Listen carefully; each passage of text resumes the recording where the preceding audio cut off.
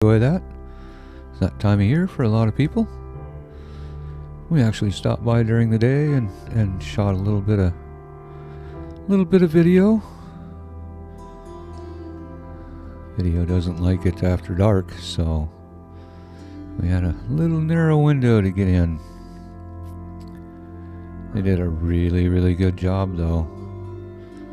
And there is a whole nother video on this that we went down and went all through it and checked it all out. It's pretty amazing.